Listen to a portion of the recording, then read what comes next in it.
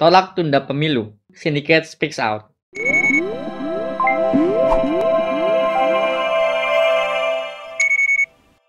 Rencana penundaan pemilu mulai memenuhi perbincangan publik dalam beberapa hari terakhir. Tak main-main, dua ketua umum partai politik yang langsung menyuarakan hal tersebut.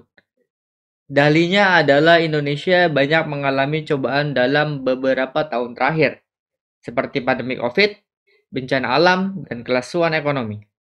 Mereka bilang saat ini merupakan fase pemulihan dari pandemi, baik secara kesehatan maupun ekonomi.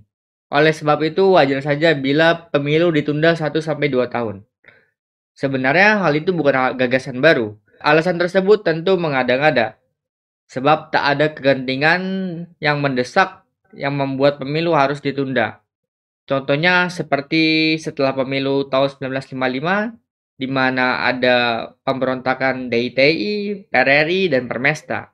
Bila para ketua umum parpol berdalih mendengarkan suara rakyat untuk menunda pemilu, jadi sebenarnya rakyat yang mana yang dia dengar? Atau mereka hanya memanfaatkan segelintir suara rakyat yang kebetulan sama dengan kepentingannya, jadi mereka melakukan cherry picking. Bila mengingat beberapa bulan sebelumnya, gagasan serupa juga sudah muncul, hanya saja wacananya lebih gamblang dan bukan diinisiasi oleh ketum parpol. Gagasan itu adalah penambahan masa jabatan Presiden Jokowi menjadi 3 periode. Hal itu bahkan disampaikan langsung oleh salah satu menteri Jokowi. Saat itu, Presiden dengan tegas merespons bahwa dirinya tunduk dan tegak lurus dengan konstitusi, yaitu menjabat selama 2 periode. Tentu saja, kali ini wacana untuk menunda pemilu juga mesti ditolak oleh Presiden Jokowi. Kekehnya keinginan menunda pemilu oleh para ketua umum parpol ini mengisyaratkan bahwa mereka tak patuh dan juga meragukan komitmen Presiden Joko Widodo yang tunduk kepada konstitusi. Oleh sebab itu, Presiden Jokowi juga harus tegas menolak hal ini. Sebab langkah tersebut akan memperburuk reputasi dan komitmen Presiden Jokowi terhadap konstitusi dan demokrasi bila Presiden mendiamkan atau justru mengiyakan pemilu harus ditunda. Hal itu akan menjadi presiden buruk bagi pemerintahan setelah Jokowi yang menganggap bahwa konstitusi bisa diakali.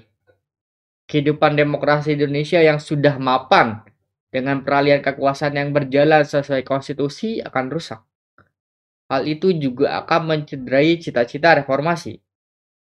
Tak hanya itu, masyarakat juga akan semakin terpolarisasi bila pemilu ditunda. Para ketum parpol ini hanya memanfaatkan pendukung fanatik Jokowi, dan kemudian mereka akan berhadapan dengan pendukung Jokowi yang rasional yang tidak ingin pemilu ditunda. Selain itu, mereka juga akan berhadapan dengan kelompok masyarakat yang anti Jokowi, serta kelompok masyarakat sipil pro-demokrasi lainnya.